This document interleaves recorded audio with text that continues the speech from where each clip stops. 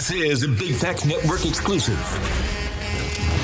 Well, I got. That's not Atlanta. It's not Atlanta. Let me be clear. You remember we was kids? Watch this. I'm with you. I'm gonna give an example. So that's why I want to do this podcast. Because it's Atlanta. I'm gonna give an example. We was kids. We skipped school. I get suspended. I ain't telling my mom I'm skipping school. I'm getting on the 89S, the College Park train station. I'm taking College Park to Lenox Mall. Yeah. I was basically a fucking one of those a Boy Scout walking through Lenox Mall. My shirt was up, my pants was up, because I knew I wasn't in school, and I knew if one of the police fuck with me, I can't get in trouble. We went from black kids showing up to the mall saying, "Yo, don't embarrass our mom in front of these white folks." To black kids in the mall saying, "Hey, bro, give me $15, bro. Hey, bro, goddamn, you got no money for me, bro." And I'm like, we are fucking close. Before there were gatekeepers, before there were curators, there was Ray Daniels, raised on the south side of Atlanta. Ray Daniels has always been 10 steps ahead, a visionary, a strategist, and a true architect behind the sound of some of Atlanta's biggest legends. We're talking Usher, Future, Ciara, and Lotto. If Atlanta had a musical chessboard, Ray's the one moving the pieces. He didn't just play the game, he rewrote the strategy. From the streets of ATL to the top floors of the industry, Ray Daniels built the bridge between raw talent and global stardom. And whether he's behind the scenes or in front of the mic, he's always speaking for the culture. Now that's Atlanta Culture. Back at you again with another episode of Atlanta Coaches Podcast with your host, Moss B, man. I got a special guest with me today. My guy, Ray Daniels. What you know good, brother, Thanks for having me, my brother. Thanks for having me, man. Always good to see you, man. Let's go, man. I'm happy to be here, man. I'm proud of you. Hey, I appreciate you. You know, it takes balls to do this. People just like, let's do a podcast. You could do a podcast, but when you put it out, that's when the balls, when motherfuckers got something to say about what you say. It takes balls to do this. So congratulations to you, brother. I appreciate it. Let's jump right into it, man. Since this is Atlanta Coaches Podcast, we got to ask you a question, man. Most people know you were born in New York and you moved to Atlanta when you was 12. What you really claim? Atlanta. Come on, man. Okay. Listen, bro. Listen, it's always a debate to me, which is weird. It's funny because my brother and my sister, we all moved down the same time. My sister says she's from New York. My brother says he's from Atlanta. I just think it's about what place you had your experience with. I'm glad that I said Atlanta because Atlanta's a shit, and it would raise me. And I had, living here showed me what being black and being free and having power and having access meant. I ain't never seen nothing like it until I got here. Like I ain't never seen nothing like it. You know, I remember when I was moving here, they was all saying, "It's a guy named Wayne Williams." Watch out! I was a kid. I ain't never heard about that. Wayne and then Williams I came there. I was like, hey, ain't no Wayne Williams out here. We having a good ass time, man. It was just a good. Atlanta's a shit, bro. Yeah. Lil Wayne was snatching up these little babies. Yeah. But check this out. So what is it about Atlanta that shaped you? What is it about Atlanta that shaped me? And helped you with your success? Oh, easy. Well, Atlanta shaped me for the reverse reasons. It's actually weird. I never talked about it like this. Growing up in New York, everybody that I knew was poor. When you move to Atlanta, everybody's not poor. And, you know, some of the kids, when I was a kid, we were arrogant, mean as fuck. I remember moving down. It was 18 of us in a 2-bedroom apartment in New York in the projects. It was 14 of us moved to Atlanta at once. You know, we had a boys' room, a girls' room, grandma had a room, my aunt had a room. It was like, we had a boys' bed in New York. It was the boys' bed on the top bunk, the girls on the bottom bunk. Like, I had a really, really tough childhood, like, you know, but it was fun. And then I moved to Atlanta, and now it's like, Atlanta shows you where you're at in the totem pole. Like, so I got my friends in the I moved. You from here? I always talk to people. I'm used to talking to people not from here. I forgot you from. I could talk to you. So I live with my grandmother in Fairburn, right? Gotcha. So we living in Fairburn. The kids in Fairburn got 2-parent households. They laughing at us. Y'all got all the people in your house. Da da da da. And you know, it was cool, but it was like I was around bougie black folk, good black folk, but still a little like laughing at us because we was less than. Then my mother moved to Godby Road in 92. Because I lived with my grandmother the first year at Hania. Gotcha. Right? In Fairburn. Then my mother moved down in 92, and then that's when I moved with her on Godby Road. And then it was like, I found my partners. I found my friends that laugh and talk shit. I remember the funny stories. I was on the front of the school bus, You know, niggas just trying to get home. I'm in my mom neighborhood. The kids bad in my mom neighborhood. You know, Fairburn, them kids just sitting on the bus quietly. Yeah. You know, my mom neighborhood like, get your motherfucking ass on the motherfucking bus. It was just different. So I sit you in the found front. your tribe. Yeah, I sit in the front, get off the bus, and I'm just walking down the hill, and I hear somebody yell, "Hey, yo, big head ass nigga, slow your ass down, nigga." I slow down. They joned me the whole way home. And I ain't gonna lie, I remember thinking, I gotta get the fuck out of here. Yeah. Cause they joned me, they was mean. The people in Fairburn was talking shit, but it was mean-spirited. They Gotcha. was joning, but they was laughing. They were laughing, They were laughing with me. So Gotcha. I remember I walked into the house and I was like, I gotta get the fuck out of this neighborhood. Yeah. 30 minutes later, they knocked on my door. I bring your ass outside, come play. We was best friends since then. No, it's like I found my tribe, and once I found my friends, it was like life was just grand. We talk shit. So yeah, man, Atlanta really shaped me because it was the first time being on Godby Road, growing up the way I did, the friends I did. We knew what it was, we knew what the world was, and we still made the best of it. And then when I woke up and realized what I wanted to do, I remembered the way the people that I lived in the suburbs thought. I remember the things they had. I just turned it up a little, and here I am. Yeah. Say success story. So I want to ask you this, man. You don't work with a lot of Atlanta legends like Ciara, Usher, Future, Lotto. What exactly did you do to help them, and what was your involvement? Perfect. So I'm glad you asked that. So Future, I worked on the second album, Honest album. Okay. So I worked on that album. I worked at Epic. I was his A&R. I was also Ciara's A&R at the same time. And then, you know, they broke up, and then I kind of got, I was kind of like, yo, you got to pick a side. And it was like, I was ready on Ciara's album by then. So I'm like, I can't leave her. So it was a little weird, you know, because they was going through the breakup, and it was like an internal thing with the company. Because, you know, if I'm in the room with him and I'm in the room with her and I'm hearing everybody's business, I'm kind of the double agent. So it was a little bit of that. But I A&R Future, I A&R Ciara, the Honest album, I A&R the Ciara Jackie album. Who else you said? Usher. So my team, we did No Limit for him. We did 8-Town Girl. Yeah. We did I Don't Mind. Okay. Which went like 3 times platinum. Did a lot of records for Usher. What about Lotto? We did her biggest record, Big Energy. Okay. So yeah, we did that biggest record. So Okay. Yeah, you know. I like that though, because a lot of people say he did this like you contribute, but you contribute different ways in my world. Exactly. Right? Yeah. Exactly. I'm glad Everybody, you said, yeah. Even the guy that takes out the trash. Exactly. I got you. So you're known for making big deals, man. So what I mean by that, you're the deal maker. Yeah, people come to see me to get shit done. You know, you're the deal maker. What's one of the craziest stories with an artist that you had to get a great deal for? All right. So I'm gonna tell you a story for an artist. You said deal. I want to focus on deal. I got some. It's 2 part. Okay. You tell me a crazy story with an artist and a deal. Okay, cool. So I had this artist that was signed to Epic Records. Okay.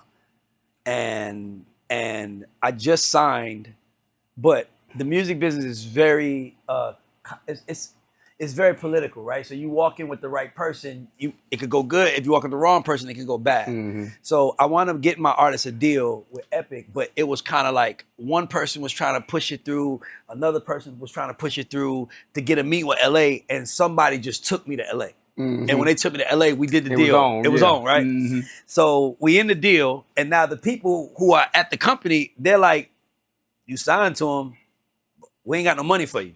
Our fiscal years, basically y'all third quarter? Yeah, no, we was second quarter. That was worse. We was second quarter, and I had to wait until the fiscal year was over, which meant basically I got to wait 3/4 of the year before I can get some money to do some work. So, you know, of course they tell me that, and I'm like, that shit not gonna work for me. So watch this. So I'm like, this is just me being like, I love watching movies because I love seeing the characters be free to do what they do to figure things out, right? So one of my favorite characters in the TV show is this guy named Frank Underwood. Frank Underwood is he plays on House of Cards, right? So Kevin Spacey's character. I know exactly. Incredible. Yeah. So I got shut down. My artist, I got an artist. I want to make records. I need a budget. I'm like, and these guys are telling me basically in like July, we ain't gonna be able to do nothing until March of next year. So I'm like, I got to get to LA. I got to get to LA because his guys are telling me, but I can't tell. I can't go. I got to go around them, but I can't tell them that. So I'm like, how could I get to their boss without them feeling like I disrespected them and I went around them? So I'm like, I got it. What would Frank Underwood do? So I said, I'm going to have my artists reach out to LA direct, right? Then I was like, fuck. If I make this nigga think that I needed him to get to LA, he going to think, nigga, I don't need you. Yeah, you don't need you. So I made a fake email with his name on it, my artist's name on it, and I sent LA an Lord, email that is definitely what Frank would do. I sent LA an email as the artist. Yo, hey, this is such and such, man. You know, my team told me that we don't have a budget for another 3 quarters, but like LA, I'm really ready to go. What, you know, like I just want you to LA is like fly tomorrow. So now I'm calling my people like, yo, LA just told me to fly to LA tomorrow. What? The artist hit him, not me. And they're like, I wound up getting to meet with LA, and I got the budget open that day. But the point is like, hey, sometimes you gotta do what you gotta do. And by the way, those people are still my brothers, but it was just politically, I have to. It's like if you my best friend and you the police. I can't tell you I committed a crime because I'm hurting you at that moment because they know putting you in a bind where you got to. So I'd rather not tell you what I'm about to do, and then when I commit it, and it was one I'm like, yo, by the way, I did it. But I got what's done. Nigga, hey, bro, listen, I don't give a fuck. If there's a will, there's a way. I'm getting to you. Yeah, that. So, I like that. I like that. So tell me another crazy story about you and the artist. Period. Artist, something you done went through with an artist. So I went through an artist. I'm gonna tell you the importance of. I'm gonna tell everybody the importance of having the right people around you, having the right access. So I hate I'm telling this story, but fuck it.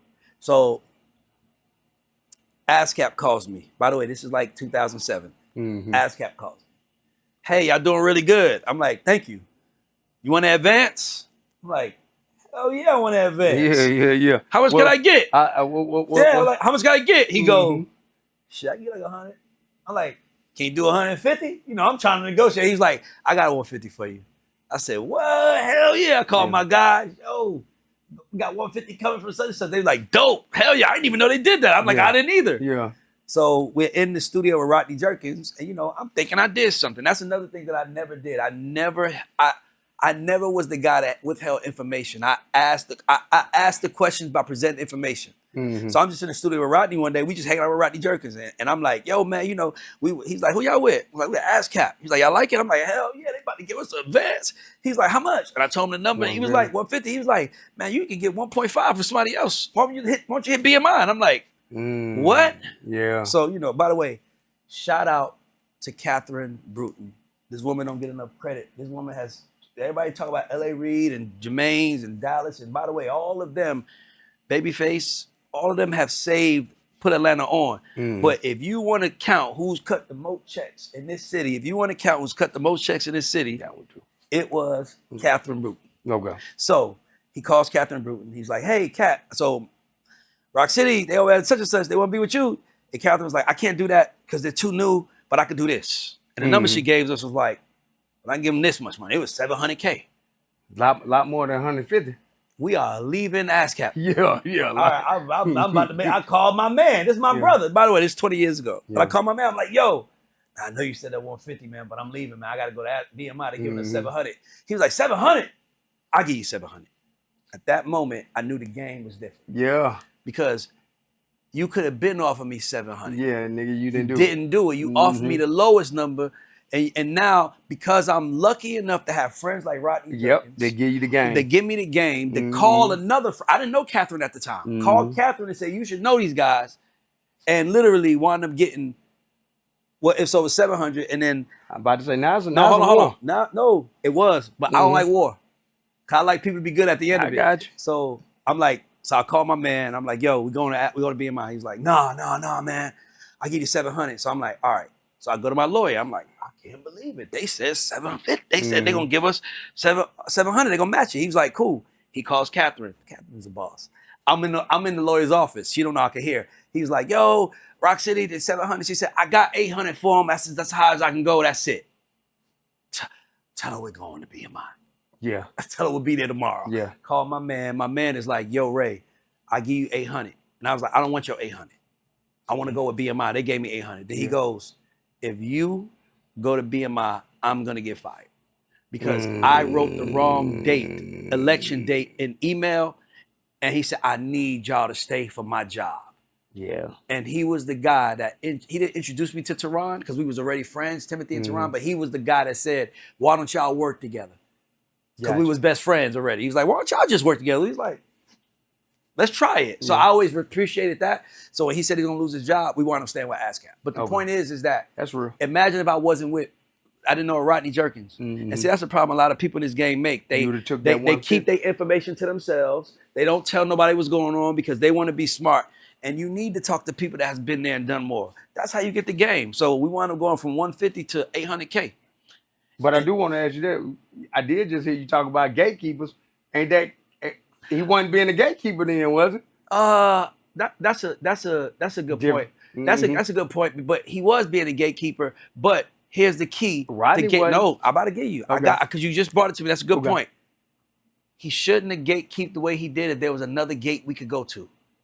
And when he knew that we had another gate, he should have opened up his and says, hey, here's what's really going on. They told me to offer you this. This is what I'm doing. I'm a junior guy competing against a much senior person. Yeah, if he'd have told you the real, and I need to keep my job from the get-go. That's my problem that makes with sense. the game. I'm with that. I'm with Treat that. me like a fucking human because one day I'm going to be 20 years in and now you going to be out. Need me. Boom. To come back. No, I agree with you. So that's why. So for me, it's very important. I'm not saying we do need gatekeepers, but that was an opportunity. By the way, that was me being smarter than the nigga at the gate. Yeah. That's me talking to him. I was just always seeking information. I'm not gonna let you could tell me one thing, but nigga, that could control me. Yeah, no doubt.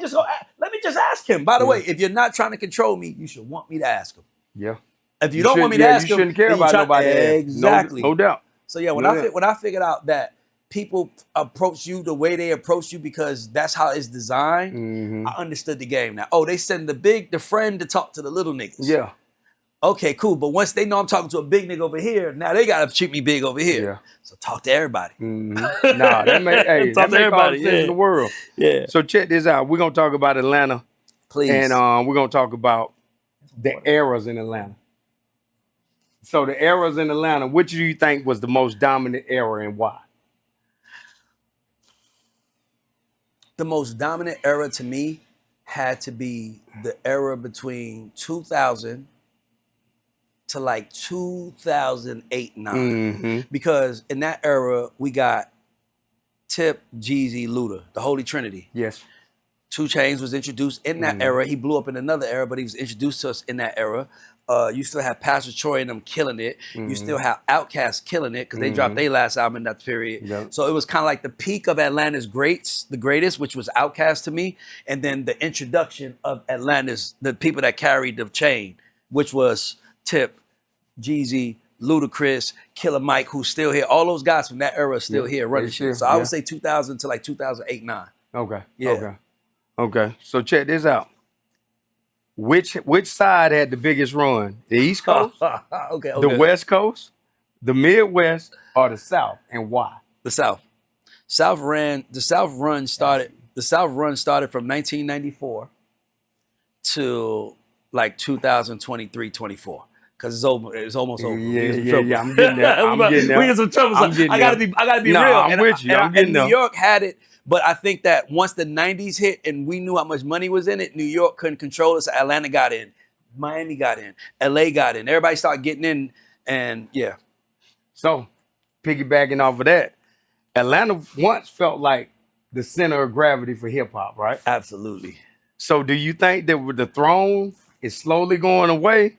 And we're moving to another place, or do you think Atlanta still has a run left in them? I think if the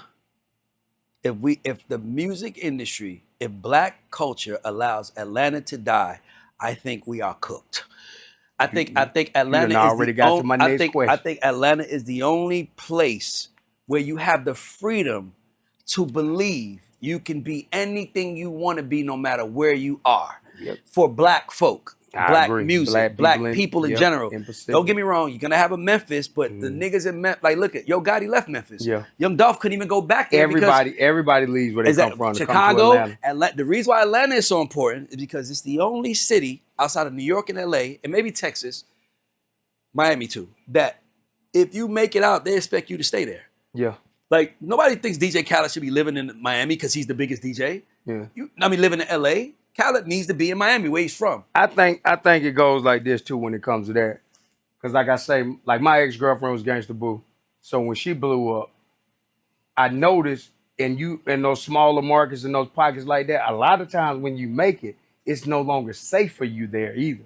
No, but see, that's the difference with Atlanta. And Atlanta, you could be rich and nobody's gonna bother. And here's why. Because Atlanta, we control everything. And there you go, black people. So if you might be the shit in Memphis, but can you get the mayor on the phone? Yeah. I got Andre's cell phone number. 1,000. I got Andre's cell phone number. I got Kasim's cell phone number. I got the district attorney. Like, do you have that in New York? You don't have that. That's why Atlanta can do it, because we're the only place where the authority figures look like us. Yep. So they by the way, and they might have went to school with you, Dad, or they might have went to school with you. Just like Andre. Andre with the maze. How many people you see? How many mayors you see in the club drinking liquor with their people? Because they went to high school with them. Real shit. That's Atlanta. Yeah.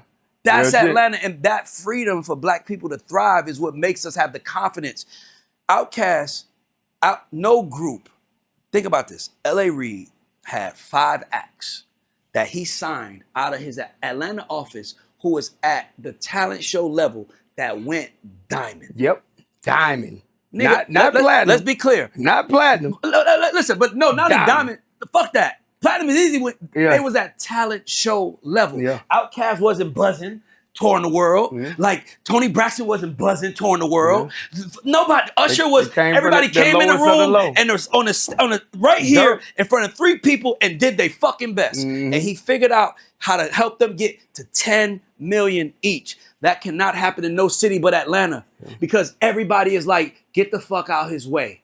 It's bigger than you. Yeah. It's by the way, the way this shit played out with the trial and everything, it was the first time. That's why I'm worried about Atlanta, because it was the first time people from the outside saw how we really got down. Yeah. We know how we are inside the city. We just don't want everybody else knowing, because we got to protect the image of the city. I agree. So y'all niggas don't like each other in 285, but when y'all go to LA, y'all better be cool. We always cool. Y'all niggas don't like each other when y'all go, but when y'all go, and that's what Atlanta has. But I feel like we're losing it now, and that's why I feel like if we lose Atlanta, we lose black music. We're done. Yeah. I was getting there. That's the question I was getting to. But I want to get to this one first. So check this out. Do you feel like the Atlanta female rappers are taking over and holding it down for Atlanta now? I think women rap is taking over rap, period. I think, now don't get me wrong, you have the big ones, the J. Coles, the Drakes, the Kendricks, the Travis Scotts, the Futures. You have those guys who no female has, maybe Nicki has gotten to their plateau of what they've done consistently, right? Yeah. But if you look at rap overall, like all of the energy is women. Like even now, where men are on blogs, like you hear with JT and Cardi B, we never cared about what women rap did. It is it is officially the centerpiece of our culture right now, and I'm really interested to see how it's gonna go. So check this out. We're gonna get you to elaborate on what you said earlier a little more. So if Atlanta all of a sudden disappeared from the music scene tomorrow, how would it affect the music industry? You kind of just said it, but I want you to elaborate. There would be, you ever seen that potato salad with raisins in it? Yeah. That's what Atlanta will be. It's not going to be, that's what the black music is going to be. It ain't going to have no soul in it. It ain't going to have no soul in it, because you got to have a place for us to have fellowship. Atlanta is that place right now. So it's the only place where black fellowship still exists in a way at the highest level. So how important was Outkast to the Southern movement? I think Outkast is the greatest group of all time. I put Outkast over everybody to ever get in front of a mic. Like, do you see any other artists being that powerful again? No. It's never gonna happen again. You know why? Because of the way the sales are set up? Nah, because there are no Andres and there are no Ricos and there are no big boys.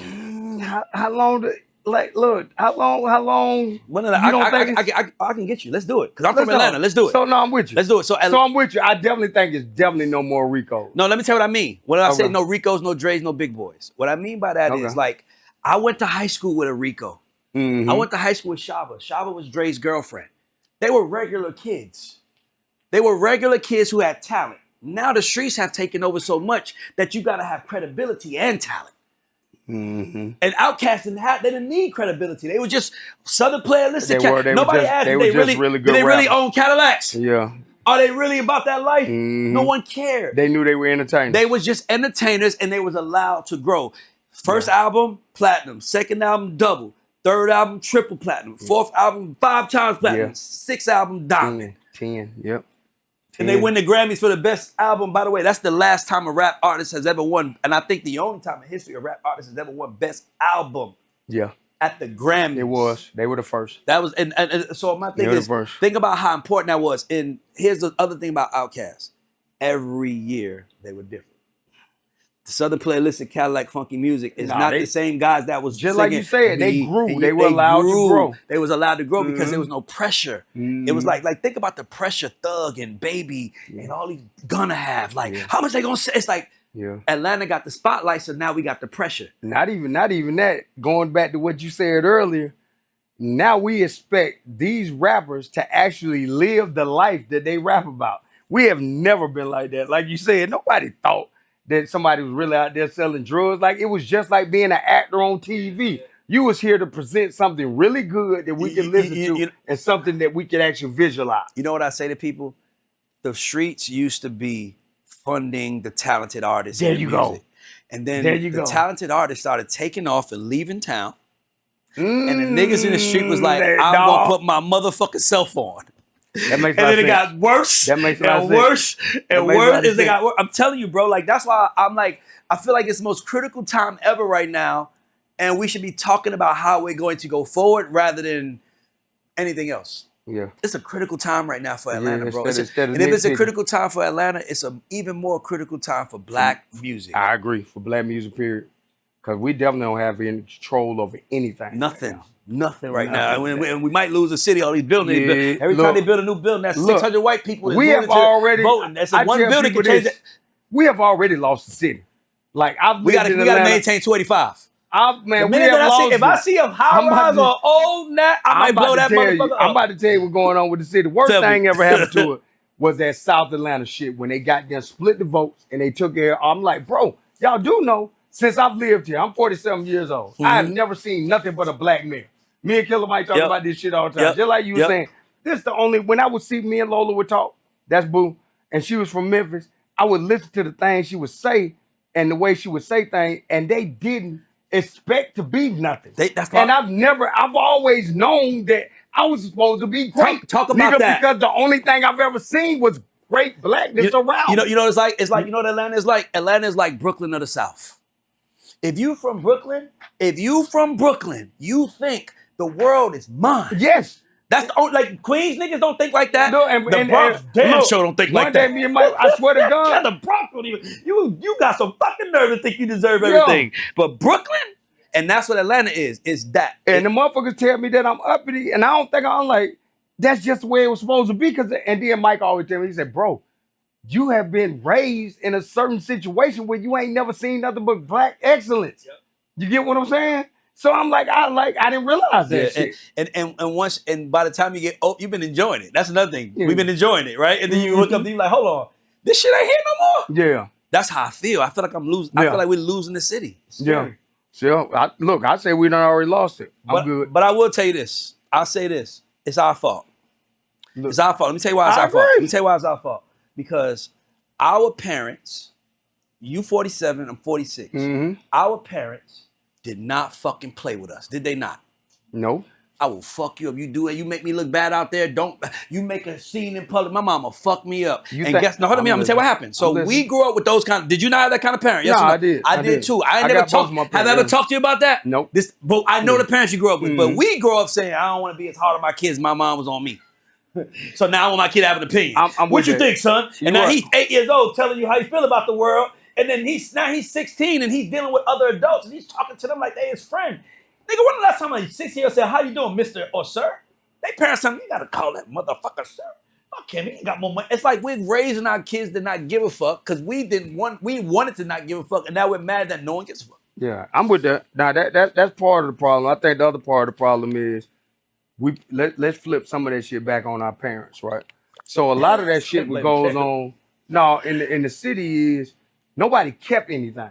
Them houses, those businesses, everybody moved out instead of keeping it and passing shit down and holding on to family tradition. Yeah. So half the shit that's going on in Atlanta, you just talked about high rises. Every time a high rise go up, that's so many white people. That's votes. Yep. That's what I'm saying. It's votes. So what you saying? I'm like, you remember, Atlanta, if you watching at home, Atlanta mayoral election has always been under 1,000 votes, at least the last 3. Dog, and now you talk about high rise after high rise. This is we're about to get a white mayor. I know it. We're about to get a white mayor. I know it. That's what I try to tell people. I like y'all keep playing. I say all the votes out the city. I'm scared to death. They done already tore down all the projects, so those are votes. Man, fuck that. Something you missing. I'm listening. It's something you missing. I'm listening. They killed the credibility of our entertainers. Who campaigns for the mayor in Atlanta every year? Yep. Our entertainers. The entertainers. They killed the voices of the entertainers. They locked Thug. That Thug could have been out there gunning with. They would have been out there together. Like, let's vote for Andre. Now it's just gonna be a few of us because they killed it. Yeah. So they know what they're doing. That's why I tell us to stop being so emotional. Strategic. Stop being so emotional. Yeah. But I am scared to death of a white mayor. But I will tell you this: it's not gonna affect me long term. Yeah, it's not going to affect me business either. For me, period. But I'm just talking about for the overall for our people. That's what I'm saying. Me and you will always be straight because we're businessmen. I agree. So a lot of times people be like, "Why you worried about it?" I say, "Man, I got to worry about my people." Yeah, me too. Because if I don't have the foundation of my people, sooner or later, the higher you are, they're going to end up picking your ass off if you ain't got no foundation. They're going to show up to your doorstep sooner or later. Yeah, that's what I'm telling you. So I don't want to get too political and too far into that. But we will. Let's go. I want to go back into Andre. Let's go. So they say Andre stopped Outkast for a while because he stopped rapping, other things that. Started playing the flute and shit. Why we not mad at him? Like, I feel like, why we not? And I wanted to ask you. Why we not mad at this nigga? How do you more mad at him, right? How do you feel about that? About him doing that? And why do you think he did it? Well, you know, the thing about Dre that I was going to was that I wasn't a YN growing up. Okay. Dre wasn't a YN growing up. He definitely was not. We were aware. Think about this. Goody Mob is in their 19s and 20s talking about, are they trying to put these gates up to keep our ass in? Yeah. Or keep them out? Like, you start thinking that they were conscious. There's no more consciousness in our culture. Money is our God now. Whoever got the most money is our God now. Now we're wondering why we're losing grasp of it. My favorite rapper was Public Enemy, Chuck D, so I feel you. Come on, man. So for me, I think that we're in a very dangerous state, and like it is something we need to talk about because it's something to panic about. It's scary. It is something to panic about. I agree, bro. I have theories. I believe that they're trying to kill the celebrity. I think they're trying to kill celebrity voices. I believe they're trying to because our country is the most divided it's ever been. Right? You wanna know why it's most divided? Our president is a fucking celebrity. So guess who made him? The left made him. The right took him. Oh, I'm sorry. I'm sorry. The left made him. The left made him. The right took him. Okay. You know what I'm saying? So it's like, so now the right is like, y'all, we only know him because y'all was rapping about him in songs. Yeah. So they're like, we need to get rid of all of this shit. Yeah. The entertainment. So they say, nigga, they got indictments coming down on Puff for paying men to have sex with his woman. Look, man. That's the world we live in. Look, that's the crazy shit. Now, that pissed me off, too. That's the world we live in. How is black people gonna get mad and let white people come in and take your billionaire away from you? You know we mad? Because we ain't got no money. And they know that. They're gonna always turn on you. I was like, bro, what are y'all doing? Yeah, it was dumb. I said, I don't care who the hell Puff Daddy got in his goddamn bed, man. I'm like, bro, if he ain't goddamn killed no children, I'm behind him. We can't throw away our billionaire. I'm being honest with you. I'm gonna say this. If you lack money, you lack comprehension. Yeah. In 2025. If you lack money, in 2025, you lack comprehension. You don't understand what's happening around you. It's too easy to make money. We're literally shooting a podcast with 2 iPhones. What the fuck is your excuse? Yeah. Real shit. We live in that world, but the victim mentality is being pumped into our community. It's not your fault. They're doing it to you. I'm tired of that shit. Well, that's not Atlanta. It's not Atlanta. Let's be clear. You remember we was kids? Watch this. I'm with you. I'm gonna give an example. So that's why I want to do this podcast. Get to Atlanta. I'm gonna give an example. We was kids. We skipped school. I get suspended. I ain't telling my mom I'm skipping school. I'm getting on the 89S, the College Park train station. I'm taking College Park to Lenox Mall. Yeah. I was basically a fucking one of those a Boy Scout walking through Lenox Mall. My shirt was up, my pants was up because I knew I wasn't in school, and I knew if one of the police fuck with me, I can't get in trouble. We went from black kids showing up to the mall saying, "Yo, don't embarrass our mom in front of these white folks." To black kids in the mall saying, "Hey, bro, give me $15, bro. Hey, bro, goddamn, you got no money for me, bro." And I'm like, we are fucking cooked. No. The first time I ever got locked up, I never forget this shit. I got locked up, and I said, they was like, I was like, "Hey, man, any way we can do this so I just tell my mom?"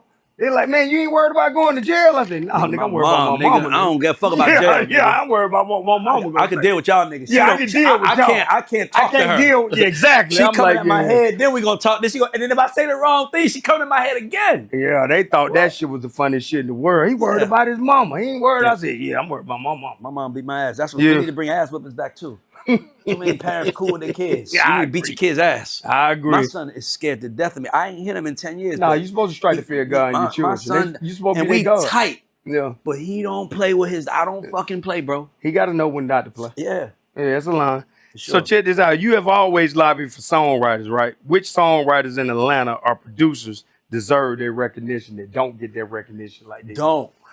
So I'm going to say this. I think people call Jermaine Dupri a producer. I call him a songwriter. I think he's a producer, but I think his super skill is a song. Because I can't think of any song that he produced that he didn't write on, right? But I'm pretty sure we can find a song that he wrote on that he probably didn't produce. So I say Jermaine, but I think the greatest writer of our time is The Dream. And I manage the biggest writer right now. But me and my nigga, we talk like that. You said of our time. Of our time. I think The Dream is the best writer of our time. Like from 2000, you talking about from splashing us with Umbrella and Justin Bieber Baby to 20 years plus later, still doing the whole Beyonce album, still doing like. Look, I had Raheem here the other day. I didn't realize. Yeah, nigga, he was nigga, the most beautiful he did girl. that. He sung on that. That's The Dream. That's The Dream. And I was like, nigga, that's crazy. That's crazy. That's what that to me. That's Atlanta. A nigga from the city that can do the booty shake, but also can do the. So to me, I like The Dream. To me, he's my personal favorite. Okay. Jermaine is probably the GOAT of them all, the biggest one. But then you got Sean Garrett. Fucking Sean Garrett built the machine that is songwriting. There is every songwriter right now. Oh, because remember I said Jermaine is a producer-songwriter. So you don't know, but you paying him. Every producer get paid. Sean Garrett was the first songwriter that I know of that was like, you gonna pay me as much as you pay them or I'm not fucking doing it. And everybody paid him. So I got to give him credit too. But Atlanta is known for B. Cox. Jonte Austin is the gentleman of them all. He writes the most gentleman-like records. I hate this part because I know they looking at me like, Ray, you know, I gave you this before. You better mention my name. But you know, Atlanta is known for the greats. Esther Dean, Money Long, from here. Like, come on, man. Atlanta's a shit, bro. So check this out. With all this new technology like AI, streaming, social media, all that can drive record sales, right? What's the new play right now? I don't think none of that drives record sales. Streaming is record sales. I'm saying it can drive record sales. I'm saying record sales. Music doesn't matter anymore. Okay. Music is like. I've heard you talk about this before. Music is not exclusive anymore. Like imagine. Okay, I'm gonna use the NBA as an analogy, right? Imagine the NBA, right? The no Hawks, more stars. The Hawks are playing the Knicks, right? 20,000 people came to play, right? If Moss B and Ray assemble teams, and we're popular as fuck together, and we assemble teams, and now we got teams to play an all-star game together, street dudes, but we sold out Phillips Arena. Is the NBA gonna let us in? Hell no. That's what rap music does. Yeah. Gangnam Style. Whoa, whoa, whoa. Oh, he's a rapper. Put him on the chart. It was like we took everything, and now we wonder why we have nothing. Yeah. Music was always based on exclusivity. Music was always based on somebody being greater than others because this person saw it. We don't have that no more. Now we got kids getting talked to like they entrepreneurs. Imagine telling a 14-year-old, 15-year-old Andre and Big Boy, all you gotta do is get in the studio, upload your music, find your story. Instead of developing them. Come on, bro. No. That's development now. Yeah. Say that's the development now. Development now. We development as entrepreneurs now. That's why the game's so fucked up. This business is based on magic. It's based on, it ain't no more steps. Back then you just had to take steps to get to where you were going. Come on, bro. Yeah, I'm with you. Thank you. I'm with you. So with TikTok being sold in the US company, right, the US based company, who's now in control of the algorithm? Let me say that again. Well, I think that let me say the question again. Okay, go ahead. I can get it right. How about to say so look, algorithm? With TikTok being sold out the US, right? Yep. Who controls the algorithm now? Oh, well, whoever owns it in the US controls it, for sure. Okay. Yeah, but the algorithm is you know how we didn't have a song of the summer. We're not together anymore. The reason why we're not together is because the algorithm switched to our interests. So you might be interested in fishing. I don't fish at all. I don't give a fuck about fishing. I'm interested in animal hunting pages. So I see animals hunting. You might see fishing. We're not seeing our friends no more. We're not seeing anyone anymore. It's our interest now. It's like, you know how they say our phones are in our head? Our phones are in our head right now. They know everything we thinking and what we like, what we don't, all of that stuff. And it's whatever we're interested in, our eyes are showing it, and they're showing it to us more and more, and it's taking us away from each other. So what does that mean for the artist? I just said it. It's taking us away from each other. Taking away from each other. So if I'm an artist, I'm going to try to tap into people's interests. So now all you got to do is put together a dance. Put a song to it. If you're interested in dancing, put make a a dance song song. to it. Yeah. Because that's what they're doing now. Yeah. I mean, that's always been there, though. I mean, you had to motherfucking do the robot. You know, they always, anytime you can get a call to action and song, you got a great opportunity to win. What impact do you think that you had on the music industry, and what do you want your legacy to be? Well, the music industry, I want to say that I fought the hardest for songwriters to get paid. Like anybody who knows me knows songwriters the most. By the way, my guy's up 8 figures. So my guy's up 8 figures. All my guys is good. So why is it like that? Because I made sure everybody in the fucking room respected the songwriter. So I will hope that that's a part of my legacy, but I believe that I'm just starting my legacy right now. And that's hard. I believe I'm just starting. I believe that God put me through that last 20 years to learn to become an orator, to recycle and tell the people. You've been able to reinvent yourself, and now you're on the platform now where you can teach. Yeah. I'm with that. That makes a lot of sense. So speaking of that, look, list me your top 5 producers out of Atlanta. It's no order. Okay, that's cool. Okay, because I don't feel like getting no phone calls. Jermaine, I think Jermaine, Dallas, and Rico are the holy trinity of Atlanta.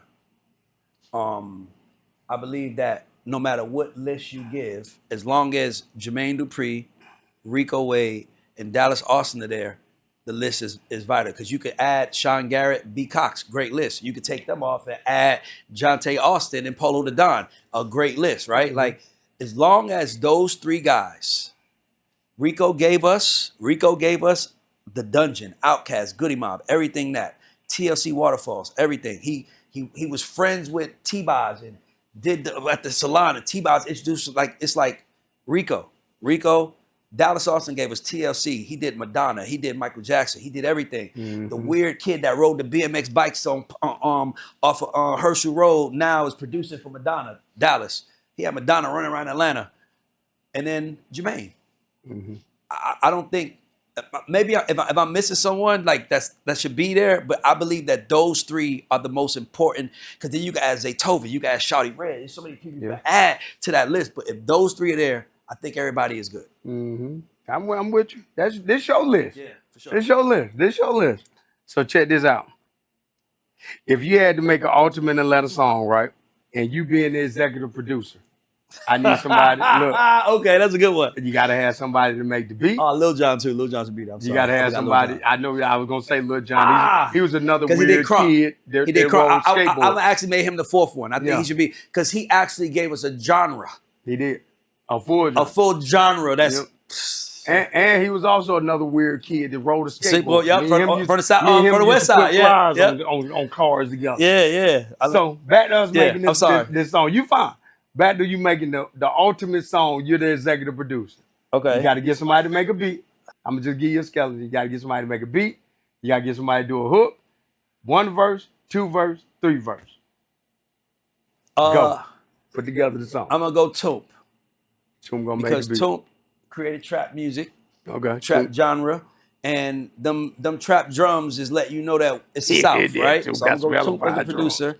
I'm gonna get Usher to sing the hook. Okay. Actually, I think it's weird, because I think the greatest record in Atlanta history I'm about to describe, and Toomp then produce it. I'm gonna get Usher to sing a hook. I'm gonna get Luda to put a verse on there. You're gonna do Lil Jon to no, I was gonna do Lovers and Friends. Lovers and Friends. Okay. Not Lovers and Friends, but I'll get Lil Jon to do the crunk shit on there. I get Usher to sing the hook. I get Luda to rap. I get Jeezy to rap, and I get Future. That's a hard song. That's hard. So you got Toomp, your producer. Yeah. Usher singing the hook. I'm gonna have The Dream write the record with Usher.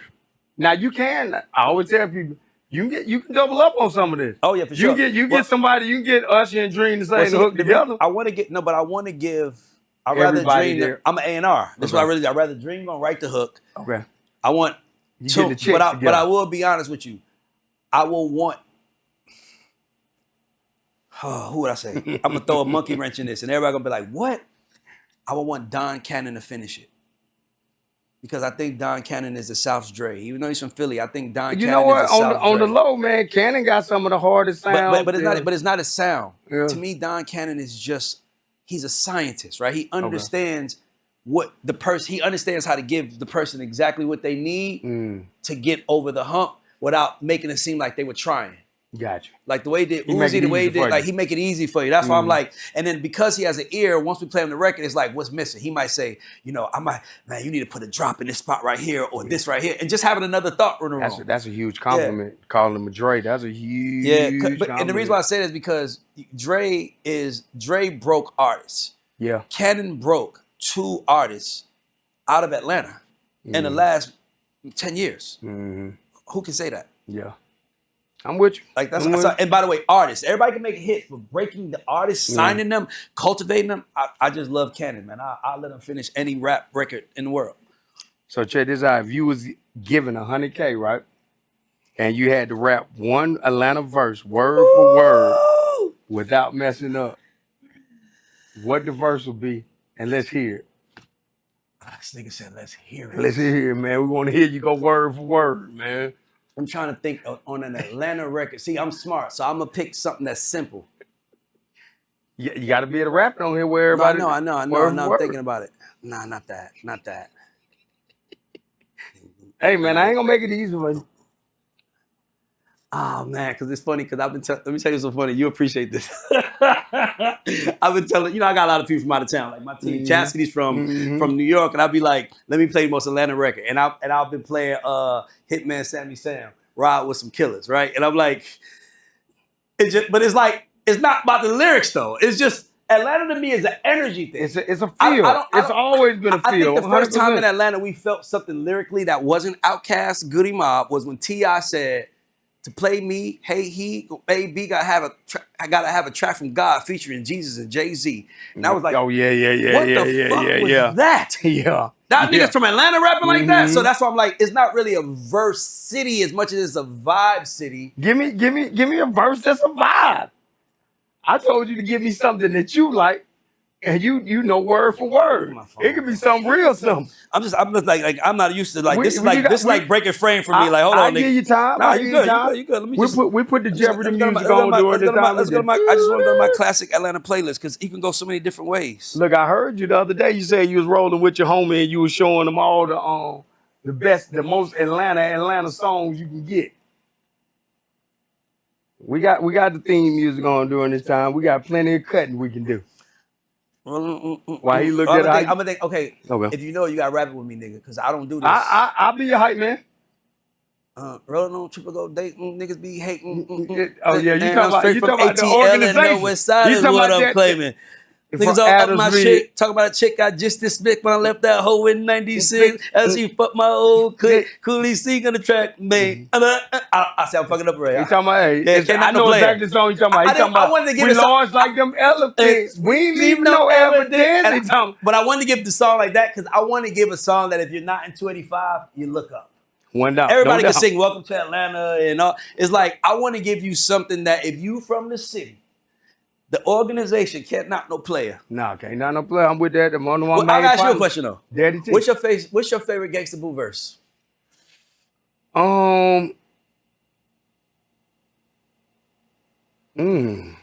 My personal favorite, we had broke up one time, and it's on my album, but I'm not.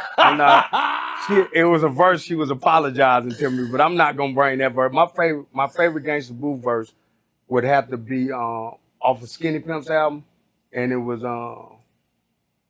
down to my drug bugger. My favorite Gangsta Boo. That's my favorite Gangsta Boo verse. That one, and it's another one she had on Gangsta Black's album, A Couple of Jacks. Can it be? Oh. Yeah, it was on Can It Be. But Boo, I don't love him. We was driving. I was going to open campus. We would drive to school every morning. My man didn't have no heat in his car. It was wintertime, and we would just bump to that shit and just She dance was as hard as six- to she keep was us walk. 16 years old when she made I always that say, movie. I always say, I'm like, if you want to hear Gangsta Boo, go listen to that I Don't Love Him verse. I don't love him on Skinny Pimp. On Skinny Skinny Pimp, King King of the Pimp, Players Skinny, Ball. what, nigga? Mhm. I'm playing that soon as I get in the motherfucking Yeah, car. that's it. That's What? it. We got a couple more though Let's for go. you. Check it out. Rapid fire. Ciara or Monica? Ciara. And only because I worked on 2 Ciara albums. And I've been on Ciara since she was 14. Cool. Monica's family, but Ciara, I'm with you. This all about you. that's family. Like Ciara's Yeah. really like family to me. Like that's Yeah. really like my little sister. Like T.I. Jeezy. T.I. Easy. Lotto or Sweetie? Lotto, easy. Usher or Chris Brown? Usher. Not even a question. That's it. That's it. Check this out. So I always wanted to ask you this too while I got you here. Let's talk about why is rap music the only genre of music where they feel like that we got to shut down at my age, my golden age of 47, 40, now you're too old to rap. But the old rappers are the only ones that's actually winning Grammys and selling real albums. Okay, so here's my theory on that. Rap is just turning 50, 52 years old, right? So look at it from that lens.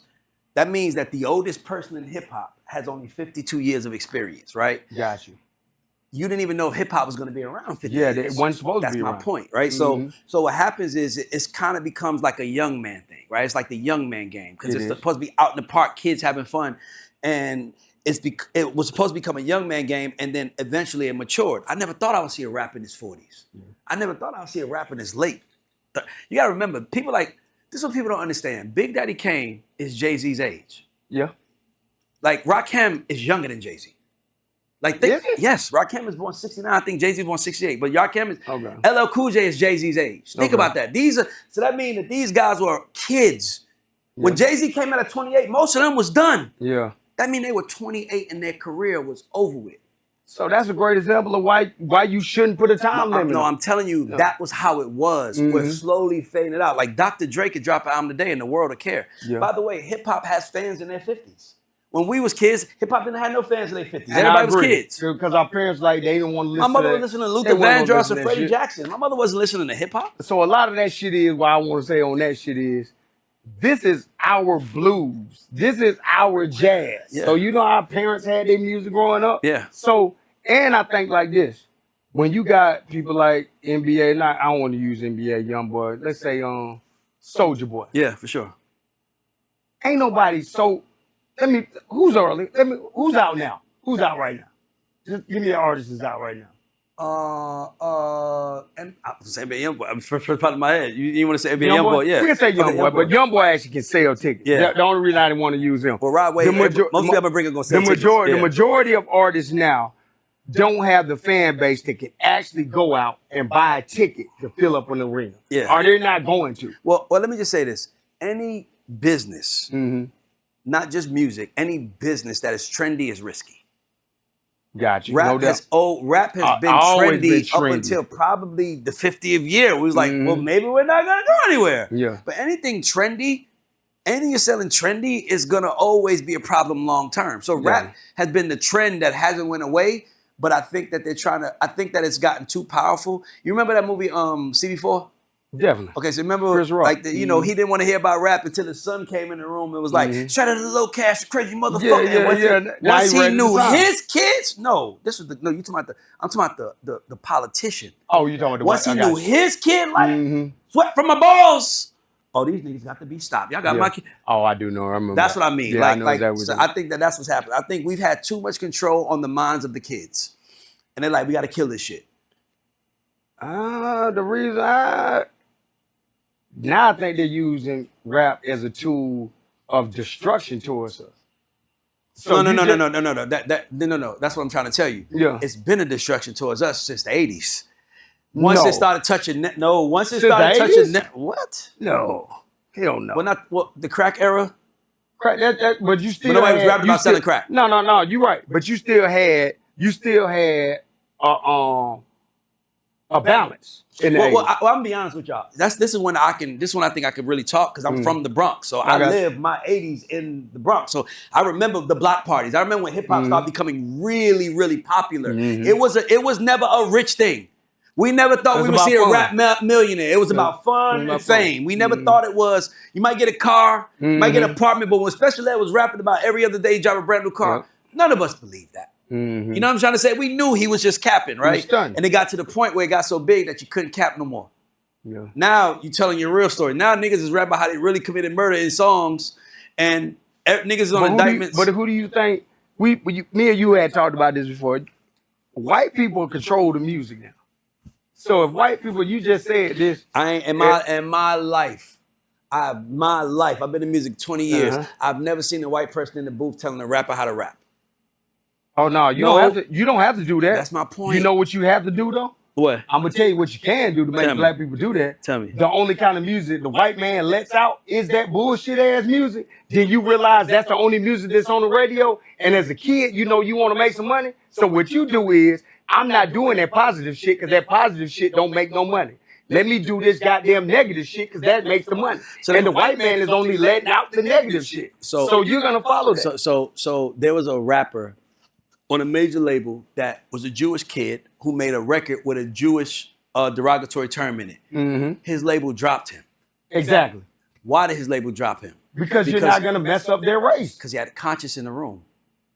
Consciousness is in the room. Consciousness is in the room. Somebody in the room is saying, no, this is going to happen. We cannot let this happen. Happen to our community. Okay, black folks don't have consciousness in the room. That's my point. But my point is this, is that I feel bad trying to judge someone who doesn't have consciousness in the room for doing whatever they have to do to get to the money.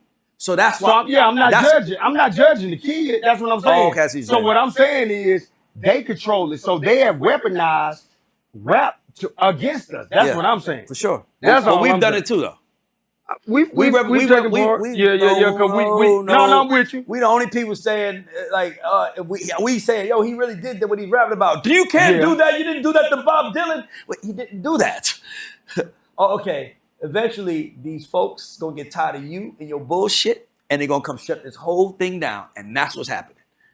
They tired of our bullshit. They tired of the excuses. They tired of hypocrisy. And they're like, if these guys are really criminal, y'all, nigga, when we was kids, I don't know if you did this, but I know for a fact, when I was a kid, when Jerry Springer was the shit, nigga, I skipped school every day to watch Jerry Springer because there was another fight. It was another fight. And I remember Oprah was like, I didn't do that shit. No, I did. I was a dumbass. I was a dumbass. Oprah drops a video. This, you gotta remember, this is at the inception. This is at the, we went from watching talk shows like Sally Jesse Raphael and Ricky Lake to now watching a nigga get punched dead in his fucking face. Bitch! Oh shit, I'm walking out the bar. We wanted to see that shit. Yeah, we did. So Oprah gets frustrated and she's like, hold on. I know the show is big and all, but if these fights are real, that's actually assaults happening on TV. They start arresting folks. Jerry Springer been gone since then. nigga, rap gets so big. Rap is bigger than ever. That's why I said ourselves, we can't stop it. We can't stop it. We're trying to get our pop artists up, but they like this rap. And someone said, someone said, what are they rapping about? Is it real? Because if it's real, we could probably get some indictments on these guys. And that's what what they did. And that's why females run rap. Yeah. That's interesting. That's an interesting take. I believe a little bit of that. I take some of that. I take about 80% of that. I appreciate that. 80 is good for me. That's a C. I take about 80%. I still know the white man control everything, but I take 80%. I'm not saying he doesn't, but what I'm saying is that at what point do we start falling for the trick of the control? At what point do we start taking? You got to be educated for that. Boom. How are we not being educated? Because we're more worried about who got what and who doing what and who's up on what. What I'm telling you is that I became a millionaire because I did work on Ray. Yeah, you got I didn't become a millionaire because I complained about society. I didn't become who I became because I was complaining. Every odd was stacked against me. I knew it, but I knew if I fixed me, I beat every odd. Because there's always an exception to every rule. We're going to end on that note, Let's go. Shit, I appreciate you coming out fucking with me. My nigga. Hey, man. Anytime, brother. Another episode of Atlanta's Finest Podcast. Atlanta Cultures Podcast. And we out. Let's go. Yeah. Woo. Yeah, I fuck with that. That should be some good shit out of it. For sure. That's why I wanted to do it, because most people, I can't talk about Atlanta. This is a Big Facts Network exclusive.